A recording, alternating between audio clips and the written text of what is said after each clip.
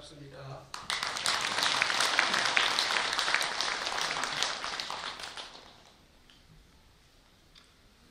제가 봉헌사의 법회를 이제가 딱 1년 된 것 같습니다. 그리고 1년 중에 마지막으로 12월 달이 됐는데 12월 달 어제 여러분들께서 큰 행사를 하셨죠? 동지법회라고 큰 행사를 하셨어요. 어제 몇천 명이 이 봉헌사를 찾아 동지 기도법회를 한 걸로 알고 있습니다. 어제 많이 오셔가지고 오늘 기도법회는 빈자리가 많을까 아닌가 이렇게 생각을 했는데 많이 참석을 해 주셔서 고맙게 생각을 합니다.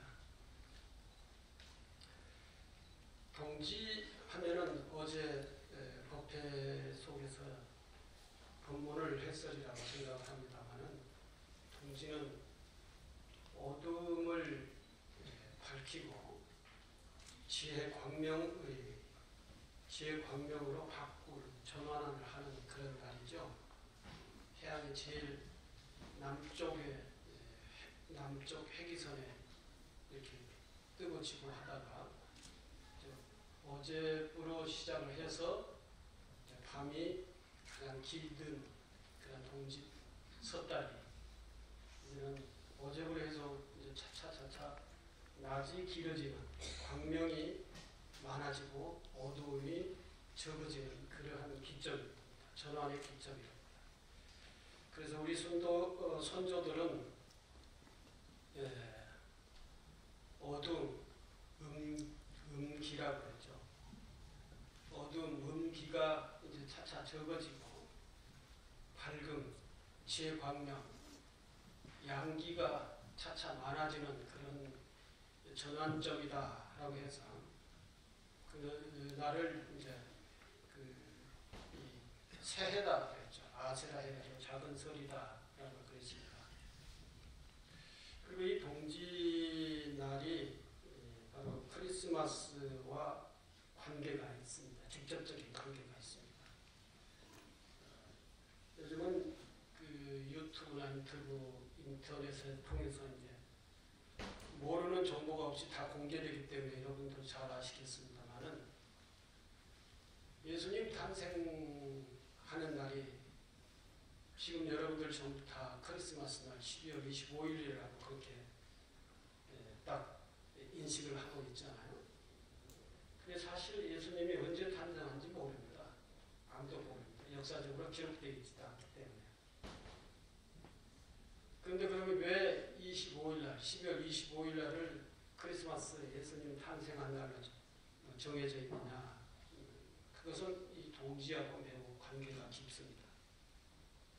동지는 태양력에 의해서 이제 이렇게 정해져 있는 그러한 날이기 때문에 유럽에서나 동양에서나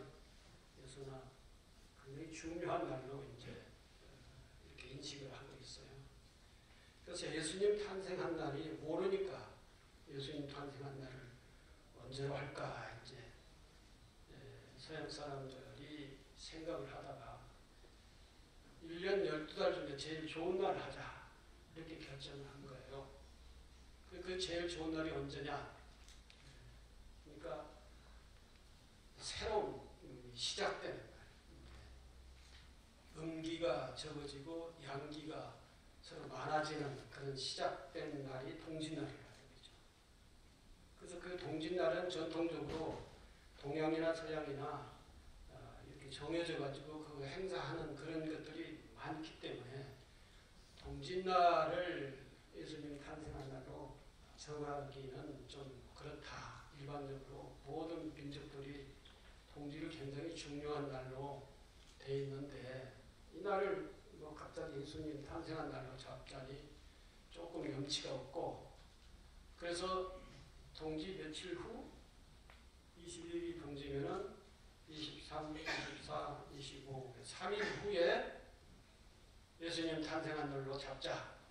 정하자. 이래가지고 25일 날, 12월 25일 날 예수님 탄생한, 예수님 실제 탄생한 날은 모르지만 그날을 예수님 탄생한 날로 정하자 해가지고 25일 날이 예수님 탄생한 날로 되어 있습니다. 그래서 크리스마스 날이 25일이 된 거다라고 하는 그런 것을 여러분들도 아마 다 잘 알고 계실 거고, 석가모니 부처님은 기록이 있기 때문에 그 4월 초파일이라고 하는 그러한 4월 초파일 음력 양력으로서 이제 음력으로 하는 데 있고 양력으로 하는 데 있고 각 나라마다 이제 그 인력이 좀 달라가지고 조금씩 이제 차이가 있기는 하죠. 동남아 쪽과 동북아시아와 일본은 완전히 이제 양력으로 다 전환시켰고, 그래서 좀 동남아 쪽에 부처님 오신 날하고 동북아 부처님 오신 날하고 일본하고 조금 달라요. 그건 언젠가는 이제 그 날짜를 역산을 해서 이제 통일을 해야 되리라고 생각을 합니다. 동짓날이 돼서 크리스마스 날까지 이렇게 얘기를 하게 했습니다. 오늘은 여러분들과 한번 생각해 봐야 될 내용을 성찰이라고 하는 그 주제를 가지고 여러분들과 한번 생각을 하기 위해서 준비해 왔습니다. 여러분들이 가지고 계시는 자료집 불광견조라고 그러죠. 그 자료집에 보면은 제 글이 거기에 실려 있습니다. 먼저 글을 소개를 해드리면은 매년 그렇듯이 올해도 많은 사건들을 기록하고 저물어가고 있습니다. 고운 빛깔로 물들었던 가을 단풍 축제가 끝날 무렵 나무들이 맨몸을 드러내고 세찬 바람과 힘겨루기를 하듯 차갑게 서 있는 겨울입니다. 연말쯤이면 문득 지금 나는 제대로 살고 있는가 하고 자신을 살피고 성찰을 하게 됩니다. 첫 번째 줄에 많은 사건들을 기록하고 저물어가고 있습니다. 그렇습니다. 언제나 한 해가 저물어가면은 그 한 해, 당해년에 우리가 어떻게 살았던가라고 하는 것을 이렇게 되돌켜보고, 그리고 살아왔던 한 1년을 우리가 성찰해보고 결산을 하죠. 결산을 하고, 그건 기업에서나 개인 가정에서나 단체에서나 개인적으로도 그 한 해를 내가 어떻게 살았던가 그것을 성찰하고, 그리고 그것을 정리를 하는 시기가 이제 연말쯤이죠. 그걸 저는 성찰이라고 그랬습니다. 자기 자신의 삶을 성찰해보는 그러한 시기이다. 그렇죠. 다시 말해서 결산을 하는 것이죠. 한 해. 물론 이 올 한 해를 이제 쭉 이렇게 되돌켜보고 성찰하고 결산을 하는 것뿐만 아니라 이러한 시점에서 우리 자신 삶을 성찰하는 과정 속에서 내 인생 전체를 이제 이렇게 돌아보는 그러한 계기이기도 하죠.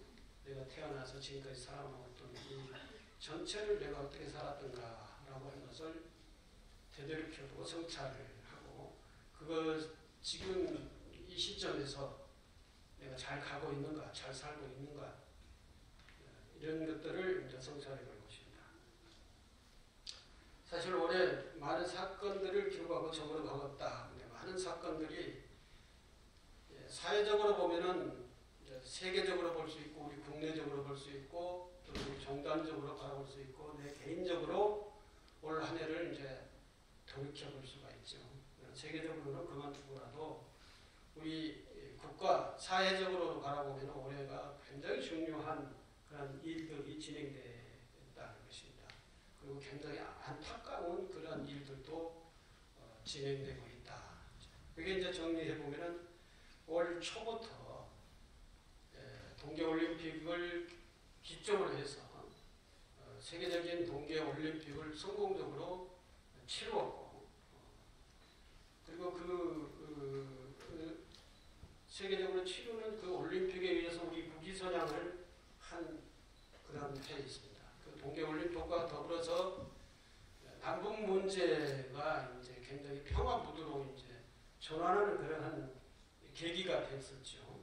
동계올림픽 때 북쪽의 고위직들이 내려와가지고 올림픽을 참관을 하기도 하고 그걸 계기로 해서 남북의 대화가 이제 진행됐고 남북의 이제 수상들이 판문점에서 만나고 또는 평양에 가서 만나고 이렇게 했고 이제 김정은 위원장이 이제 서울을 답방을 한다 그랬는데 뭔가 조건이 아직 진전이 안 돼서 그러는지 서울에는 내려오지는 답방은 하지는 못했지만 어쨌든 우리 그 분단의 역사상 남북과의 그 평화 무드가 굉장히 무르익은 그러한 국가 정치적으로 보면 그렇다 이거죠.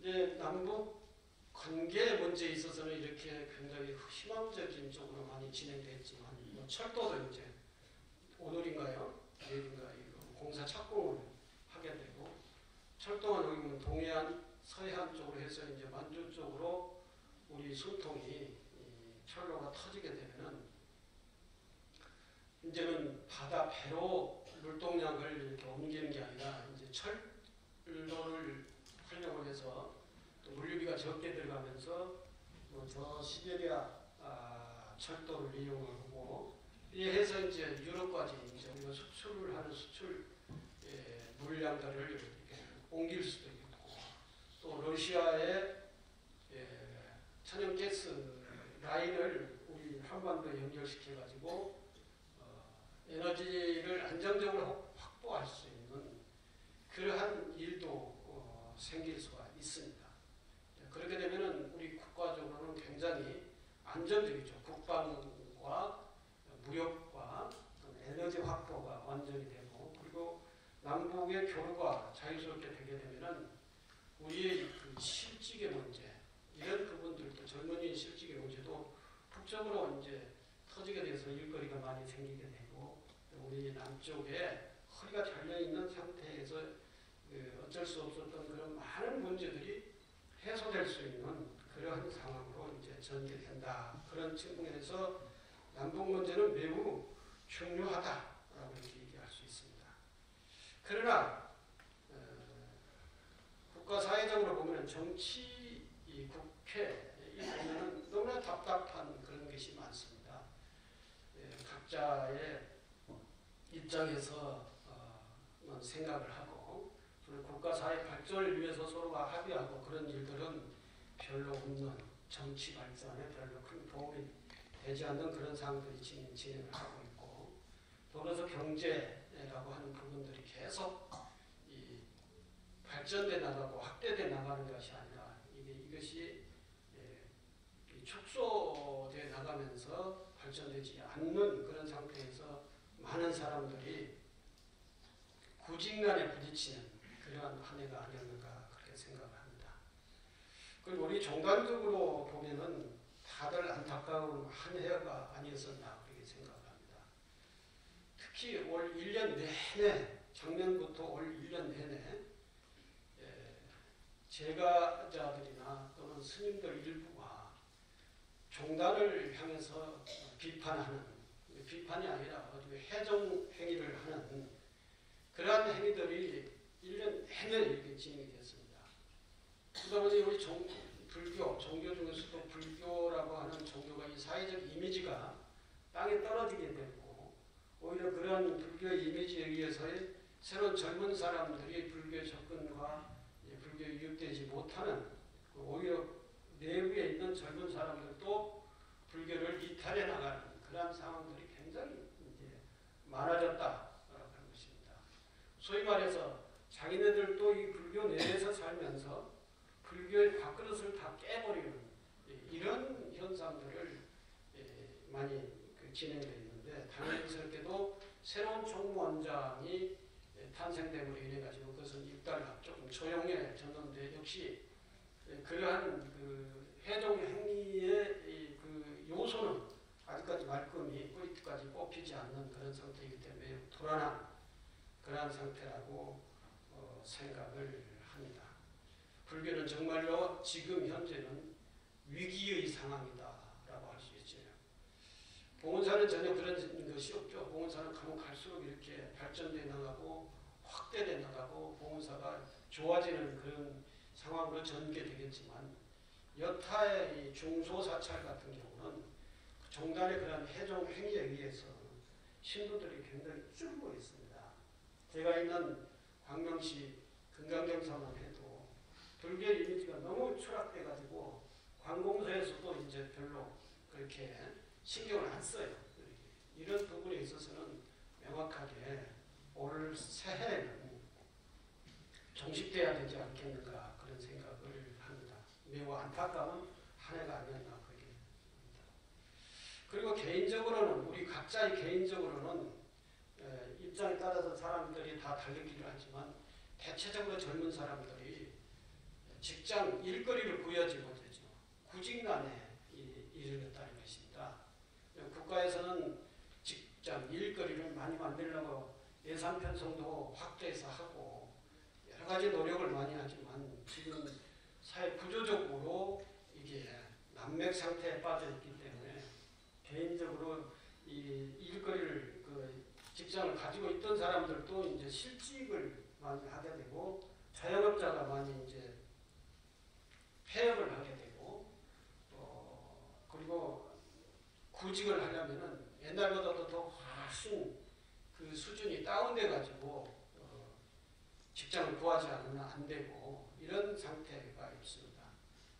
그리고 이제 사회적으로 안전사고가 이렇게 불이 난다든지 사고가 나서 사람이 죽는다든지 이런 일들이 이제 많이 있었던 한 해가 아닌가라고 이렇게 생각해서 그러한 사건들로 올해는 우리 역사가 많이 기록되고 불교사든지 사회사든지 개인사든지 이런 일들이 많이 진행됐던 안타까운 한 해였다라고 합니다.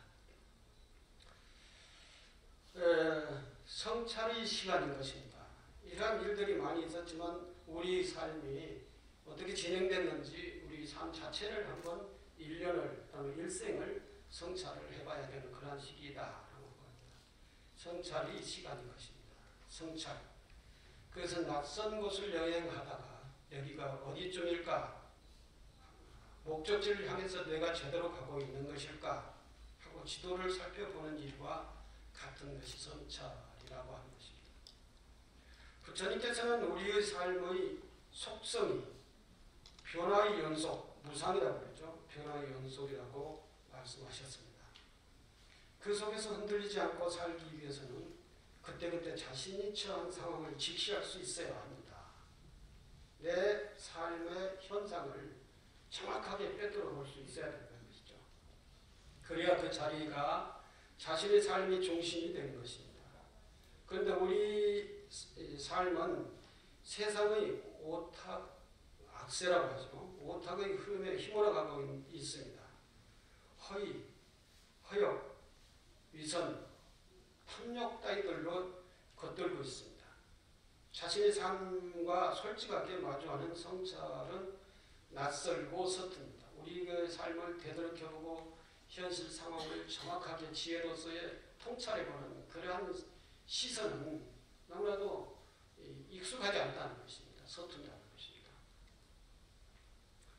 정치인들도 그렇습니다. 정말 문제 해결 의지가 있는 사람들인지 의심이 됩니다. 문제의 본질을 해결하는 노력을 하지 않고 어떻게 하면 자신에게 유리하게 정점화해서 주도권을 잡을 것인가에만 힘을 쏟습니다. 약자의 진실은 거대한 힘의 그늘이 가리고 또 사람들은 깊은 생각 없이 자신이 편리한 대로 믿고 지지합니다. 상처를 더 보태고 또 문제를 쌓이게 하는 그러한 현상들이 진행되고 있습니다. 수타리파타에 보면 이런 얘기가 나옵니다. 풋나가라고 하는 사람이 부처님께 질문을 하죠. 풋나가가 물었다. 고통의 보았으므로 그 어디에도 동요하지 않는 부처님 당신께 묻습니다. 사람들은 왜 그렇게 열심히 신들에게 재물을 바치고 있습니까? 부처님께 풋낙가라고 하는 사람이 물었다는 것이, 아마 풋낙가라고 하는 사람은 이게 깊은 신심이 있는 불자가 아니었었던 것 같아요. 그러나 인생에 대해서 깊이 성찰을 하는 그런 사람이었던 것 같습니다. 그래서 부처님께 물었는데, 부처님 당신 때 그 사회 종교의 신앙의 형태가 여기서 드러나고 있습니다. 부처님 제자들에게는 아니지만 불교 외의 종교가 이러한 신앙 형태로 진행을 하고 있었다라고 하는 것입니다. 그게 뭐냐면은 사람들은 왜 그렇게 열심히 신들에게 재물을 바치고 있습니까? 옛날에 이제 그 바라문교 뭐 이런 그 부처님 제세시 그 인도 사회 종교 여러 가지 종교가 있었는데 그 제일 큰 종교가 바라문교였죠. 바라문교 신도들이 이제 자기의 문제를 가지고 신행을 하는 신행 형태가 신에게 재물을 바치는 것이죠. 재물을 바쳐서 신이 나의 문제를 해결해 주기를 바라는 것이죠. 근데 그 재물이 어떤 재물이었는가? 물론 모든 많은 재물이었겠죠. 그러나 주로 이제 바쳐지는 것이 동물을 죽여가지고 바로 그 앞에서 동물을 죽여서 목을 잘라서 피를 갖다가 바치는 그러한 살생을 하는 그러한 재물을 이제 제단에다 많이 바치는 그런 일들이 많았었습니다. 이러한 질문을 하는 것입니다. 이렇게 해야 신이 우리에게 뭔가를 복을 주느냐, 이런 부처님께 질문이었어요.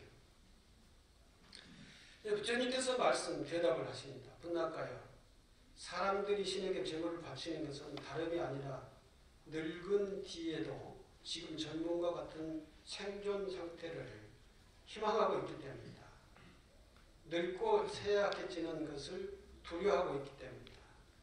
재물을 바치는 사람들은 이 생존에 대한 탐욕에서 길이 벗어날 수 없으니 그들은 결코 생노의 차원을 넘지 못하리라. 그렇게 해가지고는 그들은 자기 문제를 풀지 못할 것이다. 이런 것이 자기 소원을 부처님 신에게 생명을 바쳐가지고 어떨 때는 뭐 사람을 바치는 그런 때도 있었잖아요. 이 누굽니까? 그 연꽃에 태어나 물에 빠진 심청이 그때 당시 종교 상황을 얘기하는 거예요. 중국의 무역인들이 우리나라에서 이제 수입품을 잔뜩 싣고 서해를 건너가는데 그때는 배가 너무나도 이제 열악해가지고 조금만 풍랑을 불어도 이제 다 배가 서해에 빠져서 죽고 그러니까 열악한 배를 잘 고치려고는 생각하지 않고 이제 노한 용왕이나 이런 수신이 우리를 이렇게 노해가지고 수신이 노해가지고 우리를 배를 뒤집고 사람을 죽이고 하는 그런 것으로 생각을 하고 용왕에게 죄를 지내는데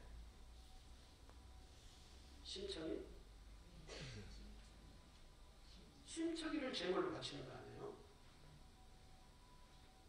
그런데 심청이는 자기 아버지의 효심이 있어가지고 그렇게 하면 자기 아버지에게 뭐 300석 뭐 어쩌고 저쩌고 이렇게 눈을 뜰 수 있고 이렇게 한다니까 그때는 사람들이 많이 다 무지했던 것이죠.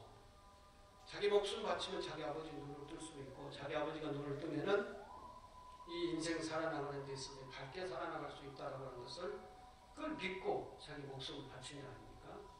그것이 이제 당시에 신앙의 형태였어요. 신앙의 형식과 내용이었다는 것입니다. 지금은 누가 그래요? 자기 부모를 위해서 몸 바칠 사람이 있어요?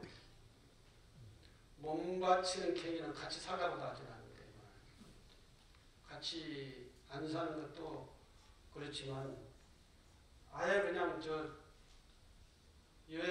갖다 맡겨놓고 자기 자부담도 하지도 않는 그런 사람들이 있어요. 제가 송파 노인 요양원을 운영을 했는데 5 형제가 있어요. 딸이 하나 있고 아들이 4이 있는데 송파 노인 요양원에다 자기 부모님을 갖다가 모셨어요.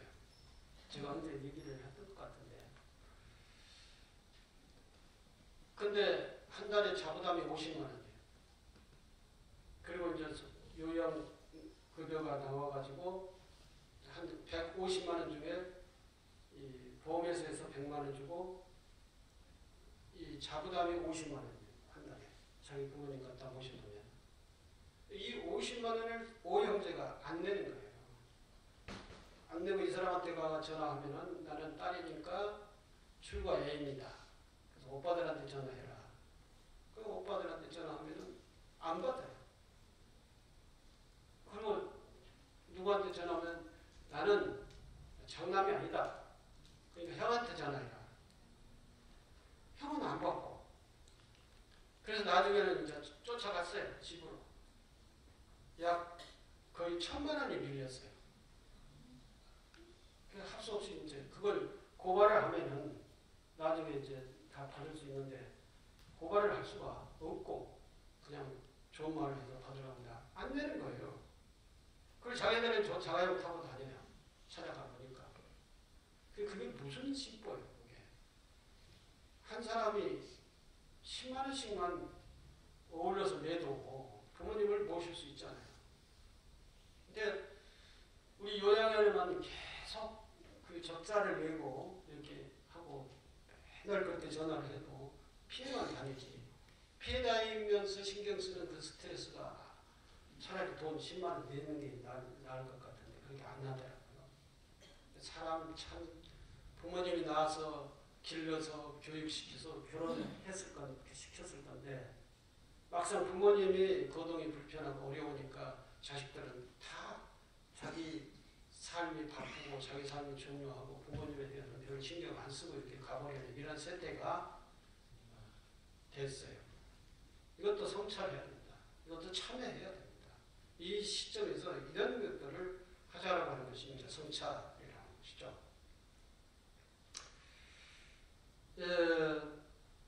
부처님께서 이제 당시의 신행의 형태 이런 것들을 말씀하시면서 이건 아니다라고 이렇게 얘기하시는 것이죠.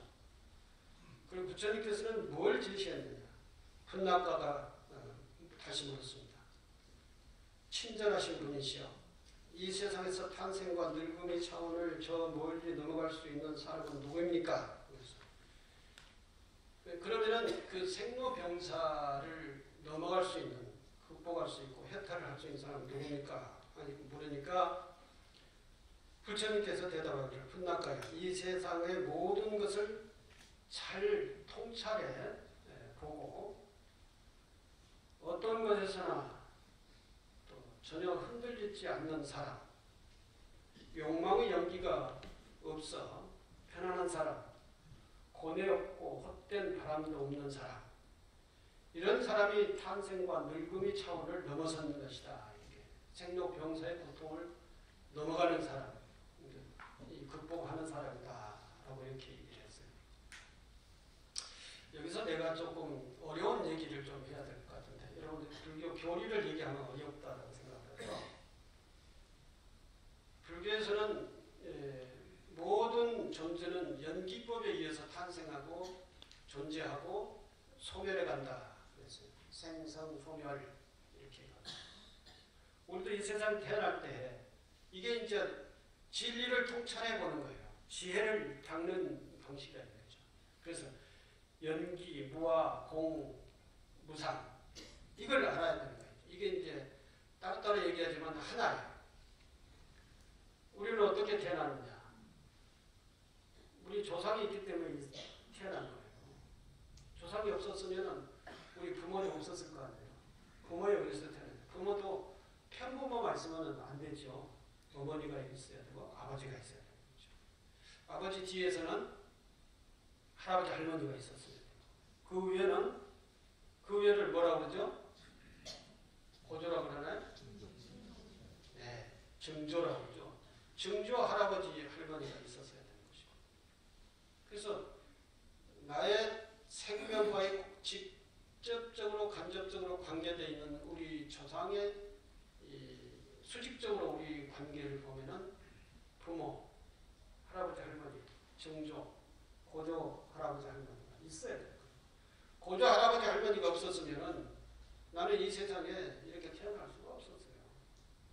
그리고 이와 같은 밝은 문명의 세계, 문명의 혜택을 받고 이 문명의 세계에서 문명의 생활을 할 수가 없는 그런 거란 말이죠. 그렇기 때문에 증조 할아버지 할머니는 나에게 있어서의 생명의 뿌리죠. 그래서 다 그런 관계가 있는 것이죠. 관계가 있어가지고 부모, 어머니, 아버지에 의해서 이 세상에 태어났다는 거죠. 그러니까 부모만 있으면 이 세상에 태어나도 괜찮는가? 살아갈 수 있냐?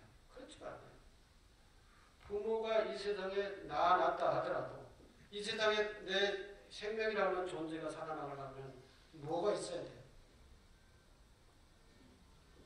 땅이 있어야 돼요. 공간이 있어야 돼요. 공기가 있어야 돼요. 물이 있어야 돼요. 그리고 다른 동물도 있어야 돼요. 그리고 식물도 있어야 돼요. 태양도 있어야 돼요. 이런 것들이 없으면 어때요? 만약에 지금 태양이 없다.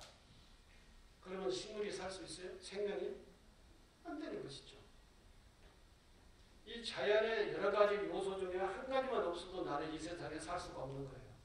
그렇기 때문에 이것과 저것과 이것이 서로 인연에 의해서 내가 이 세상에 태어났으면 내가 이 세상에서 살고 있다는 것이죠. 이걸 보고 인연법이라고 해요. 인연법. 일반적인 용어로.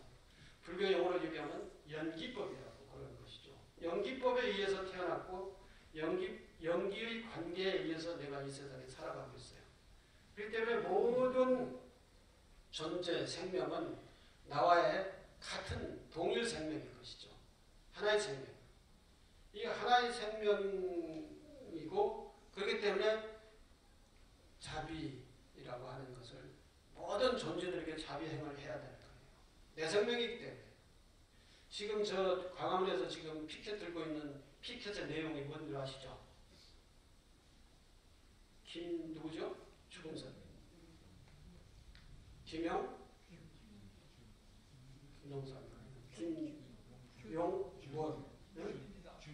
김용균.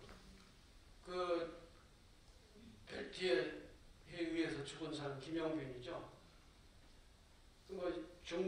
죽어야 그 배경에 대해서는 그만두고 그 이후에 강원에 나가서 시위하는 사람들이 이 피켓을 들고 있는 게 피켓 내용이 뭐냐면 김용균이가 나가 김용균이다. 그러니까 우리도 김용균이하고 똑같은 상황에 처해 있다. 그러니까 우리도 김용균처럼 될 수도 있고 김용균이가 우리가 당해야 될 어떤 일들을 대신 당했다. 그러니까 내가 김용균이고 김용균이가 나다. 근데 우리들이 김용균이고 김용균이가 우리들이다. 이런 피켓을 들고 있는 거예요. 이게 뭡니까? 이게 연기법을 얘기하는 거예요. 지들의 연기법을 모르겠지만 이 사회의 이치가, 사회의 존재의 구조가 그렇게 되어 있는 겁니다. 그렇게 되어 있는 것을 그렇게 되어 있는 진실한 내용을 표현하는 것뿐이에요. 그 사람들이 다 알잖아요. 그러다고 그것을 뭐 불교의 부처님이 가르친 연기법이다 이렇게 얘기를 한다고 해가지고 뭐 그것이 중요하다 이렇게 얘기하면 안 되죠. 그러나 사실 그걸 따져보면은 너가 나고 나가 너요. 이것이 있으므로 저것이 있고 저것이 있으므로 이것이 있다. 고로 이것이 없으면 저것도 없고 저것이 없으면 이것도 없다.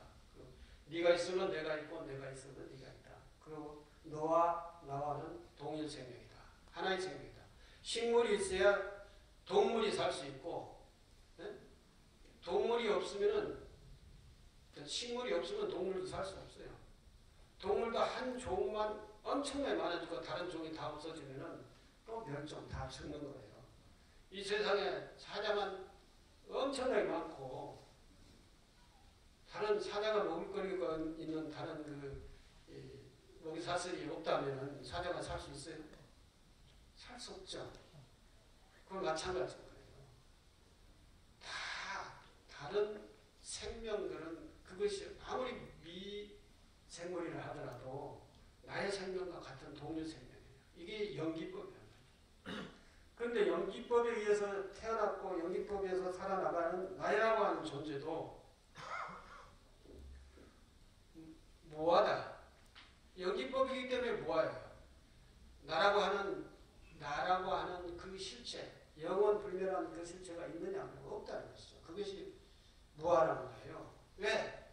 저것이 있으면 내가 있고 내가 있으면 저것이 있고 이 연기 관계에 의해서 내가 태어나서 살아갈 뿐이지 그러한 관계와 무관하게 영원 불멸한 나라고 하는 것은 나라는 존재는 없다는 것이죠. 우리 국가가 운영돼 나가는데 국가라고 하는 하나의 실체가 있어가지고 국가가 이렇게 존재하느냐? 그렇지 않다는 것이죠. 그 국가를 운영하는 모든 국민들이 있고 그 국민 하나하나 보면은 다 별것도 아니에요. 그렇죠? 우리 개개인은 보면 국가에 운영하는 데 있어서 별게 아니에요. 그냥 우리 국민 한 사람 한 사람이 없으면 국가라고 하는 존재가 존재할 수가 없는 거예요. 이게 이제 연기법이고 그러나 국가의 역사를 보면은 어느 한 사람이 국가를 좌우하지 않아요. 뭐 박정희 대통령, 전두환 대통령, 노태우, 김영삼, 김대중 이렇게 쭉 왔지만 다 권력이 무상해서 다 없어져 갔잖아요. 이게 이제 무상이라고 하는 거예요. 무상. 그러나 국가의 형태는 존재하는 거예요. 왜? 누구 때문에? 우리 국민 때문에 존재하는 것이죠. 그렇다고 해서 국민이 지금 현재 사람들이 영원히 살 수 있다. 영원히 없어지지 않고 존재할 수 있다. 그건 또 아니야. 또 우리 후대들이 나와가지고 계속 우리의 역사를 이어가게 되는 거예요. 그래서 이렇게 변해가는 거예요. 이 변하는 것을 무상이라고 하고 무아라고 해요. 이 무상, 무아, 영원한 실체가 없으니까 공이라고 하는 거예요. 공. 이걸 꿰뚫어 봐야 된다는 거죠. 이걸 꿰뚫어 보고 이걸 꿰뚫어 볼 수 있는 통찰의 눈이 생기면은 그 눈을 지혜의 눈이라고 해요. 반야지혜의 눈이라고 하는 거죠. 이 지혜가 생기면은 당연히 이제 이 모든 것은 전부가 다 동일 생명이다. 그렇기 때문에 모든 것을 다 존중해야 되고 모든 것을 내 생명처럼 생각해야 된다. 이게 자비예요. 자비. 이렇게 지혜의 눈을 뜨고 자비행을 하면 사는 존재가 불자라는 것이죠. 불자는 이와 같이 부처님의 교리를 배워서 지혜의 눈을 뜨고 그 지혜의 눈을 뜨면은 다른 생명이 내 생명이기 때문에 그 내 생명을 내가 존중하고 그 내 생명에게 내가 자비행을 할 수밖에 없다는 것이죠. 이게 보살행이라는 것이죠.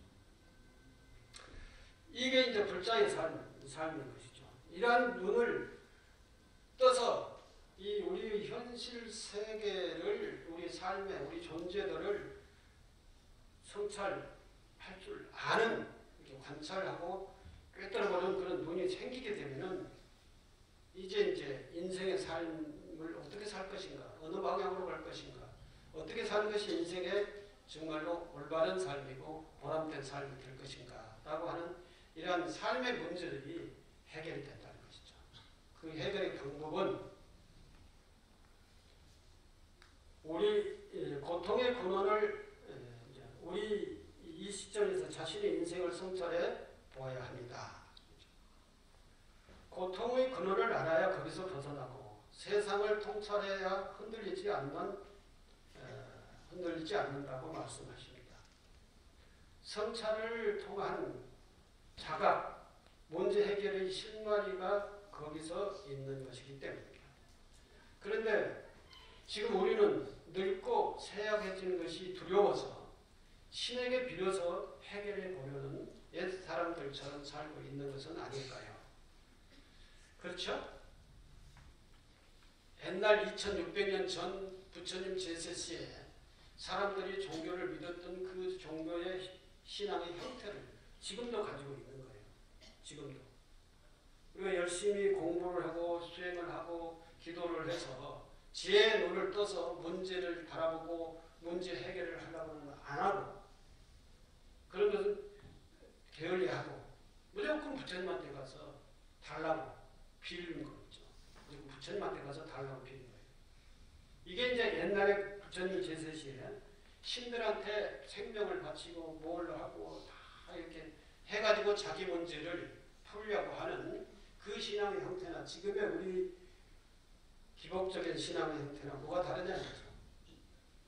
이게 1000년, 2000년, 3000년이 가도 그것이 안 변해버린다는 것이죠. 이걸 변화시켜야 된다. 이게 진짜 신의 혁신의 문제예요. 신의 혁신. 우리 불교는 미래사회에 존재할 수 있으려면 또 미래사회인들에게 먹혀 들어갈 수 있으려면 이 신의 형식을 바꿔야 된다. 이게 신의 혁신이에요. 저희 포교원에서 신의 혁신 운동을 하고 있는데 이 얘기하면은 제일 쉽고 빠른 게 부처님께 가서 비는 건데 뭐예요 그게. 이렇게 생각을 한단 말이에요. 그러나 현실 사회 속에서 현실의 문제를 대처하면서 현실적으로 삶을 살기 위해서는 절대 그것이 그렇게 문제를 풀어서는 안 된다는 것입니다. 한 가지 예를 들어봅시다. 교통사고로 두 다리를 쓸 수 없게 된 남자가 있었습니다. 그는 사고 후 몇 년을 굳은 의지로 서보겠다고 걸어보겠다고 애를 썼어요. 객관적으로 볼 때 그 사람은 다리가 쓸 수 없는 상태로 교통사고가 났어요. 교통사고. 근데 의지 가지고 모든 인생 시간을 다 투자해가지고 쓰겠다. 쓸 수 없는데도 불구하고. 그러던 어느 날 문득 생각이 들었다고 합니다. 그 사람이 계속 그렇게 의지를 가지고 시간을 다 투자하고 몇 년을 거기다 투자해서 서보겠다고 걸어보겠다고 이렇게 노력했는데 안 되니까 문득 어느 날 딱 그런 생각이 들더라고요.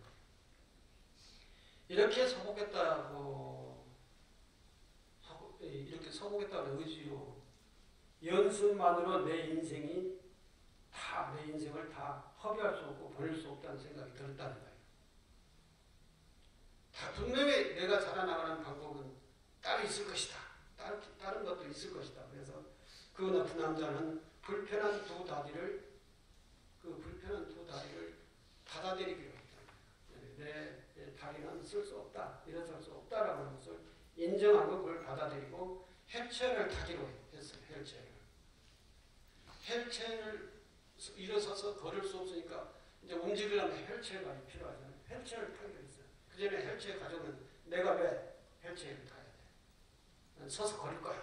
이렇게 하면서 휠체어를 거부를 했는데 나중에는 그것을 인정하고 휠체어를 탔어요. 그리고 결심하고 나니까 이제 새로운 삶의 방식이 이제 전환하는 것이죠. 자기 현실, 처해 있는 현실을 인정하고 그 현실 속에서 살아나가는 방식을 전환을 하는 것이죠. 혈체를 타고 있죠. 그러자 새로운 인생이 시작되었습니다. 휠체어 댄스에도 도전을 했어요. 두 다리 서야만이 댄스를 하는 게 아니니까 휠체어 타고 댄스를 할 수 있었고 휠체어 타고 노래도 할 수도 있고 휠체어 타고 일을 할 수도 있었어요. 휠체어 타고 사랑도 할 수도 있고 다 할 수 있었다. 그걸 깨달았다는 거죠. 그래서 나에게 있어서는 내게 가장 절대적으로 필요한 것이 휠체어다. 그래서 휠체어를 소중하게 생각하고 휠체어를 타고 할 수 있는 모든 걸 다 했다는 거예요. 도전했다는 거예요. 그는 그렇게 운동을 하고 댄스도 하고 뭐 하다가 올림픽 도전을 했어요. 그래서 올림픽 금메달을 딴 거예요. 이거는 그냥 얘기가 아니고 우리나라 사람들이 있었던 얘기입니다. 그 실력을 과시했던 것은 금메달에서의 자기의 가능성을, 자기의 삶을 보여주는 것이죠.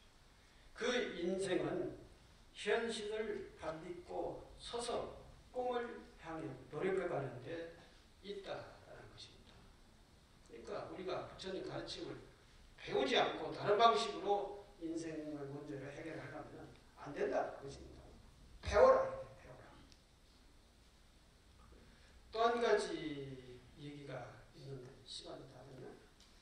끝나죠? 합창단들이 눈치를 막 주는 거죠. 원래 법회 시간은 35분에서 40분까지 더 이상 넘어가면 아무리 잘해도 눈치를 줍니다. 지금 제가 53분이 지났으니까 저는 할 얘기가 엄청 많은데 끝내야 될 것 같아요. 딱 한 가지만 얘기하겠습니다. 이건 여러분에게 엄청 도움이 될 것 같아서 그런데 제가 늘 여기에 의존을 합니다. 의존을 하는데 무슨 얘기가 있느냐면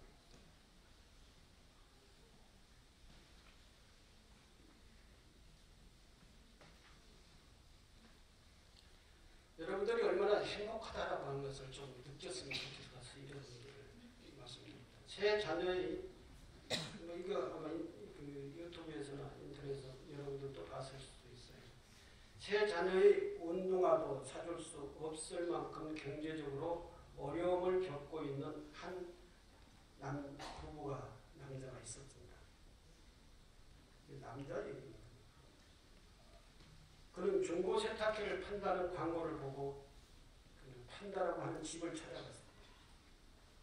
그 집은 아주 크고 아주 그 저택이었어요. 좋은 집이었는데 집안에 있는 최고급 가구와 주방 시설들을 보면서 그는 마음이 무척 울적했습니다. 그는 세탁기를 내어 나오면서 주인의 내외 부부와 짧은 이야기를 주고받게 되었습니다. 그러면서 이제 자기 얘기를 했던 것이죠. 둘이 대화하다가 자기 얘기를. 저는 경제적인 여유가 없어서 이렇게 중고 세탁기를 구입하게 되었으며 두 아들들이 얼마나 남잡스러운지 나가면은 옷을 버려가지고 오고 얼마나 뛰어다니는지 신발이 뭐 한 달도 안 돼가지고 다 떨어지고 해서 옷 빨아야지 신발 빨아줘야지 이렇게 이제 뭐 하는 이런 얘기를 했어요. 얼마나 개구장인지 신발이 남아나지를 않고 금방 달아 걱정이라는 이야기도 하게 되었습니다.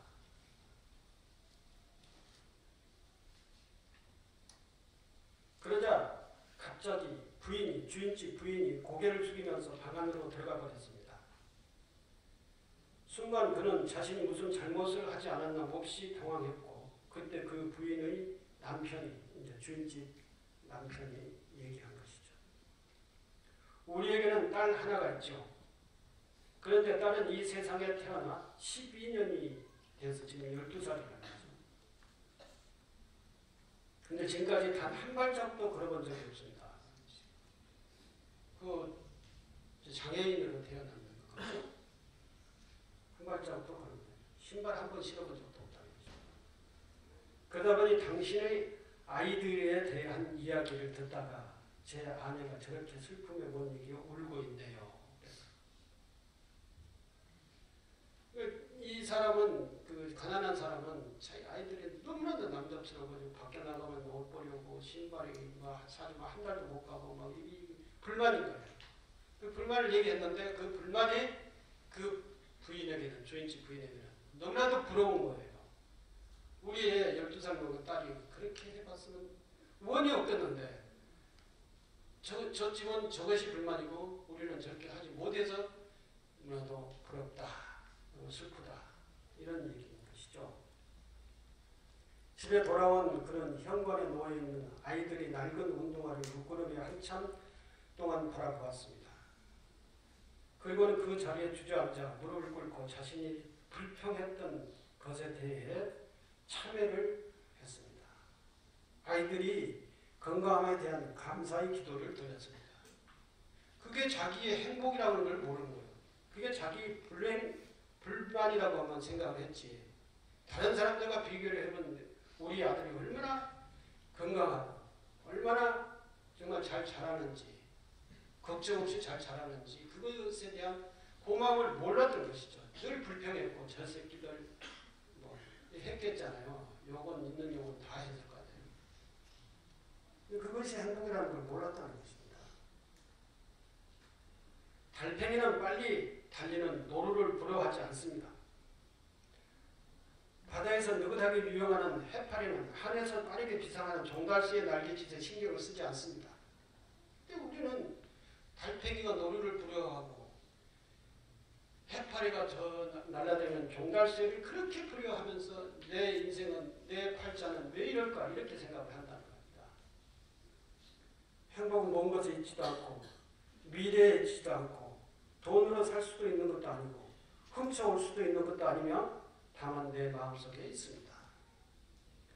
걸을 수만 있다면, 설 수만 있다면, 들을 수만 있다면, 말할 수만 있다면, 볼 수만 있다면, 살 수만 있다면 더 큰 행복을 바라지 않겠습니다. 다 할 줄 알죠? 여기 있는 거 다 할 줄 아시죠? 네. 눈도 떠 있고 부처님 더군다나 여러분들 부처님 가르침도 들으러 올 줄 알잖아요. 누군가는 지금 그렇게 간절히 기도를 합니다. 놀랍게도 누군가의 간절한 소원을 나는 다 이루고 있습니다. 놀랍게도 누군가 간절히 기다리는 기적이 나에게는 날마다 일어나고 있습니다. 이런 내용인데요. 또 좀 더 있네요. 부자 되지 못해도 빼어난 외모가 아니어도 지력지 못해도 내 삶에 날마다 감사하겠습니다. 날마다 누군가의 소원을 이루고 날마다의 기적이 일어나는 나의 하루를, 나의 삶을 사랑하겠습니다. 사랑합니다. 내 삶, 내 인생, 나. 이렇게 해야 행복해지는 거 고민하지 않습니다. 내가 얼마나 행복한 사람인지 날마다 깨닫겠습니다. 나의 하루는 기적입니다. 나는 행복한 사람입니다. 감사합니다.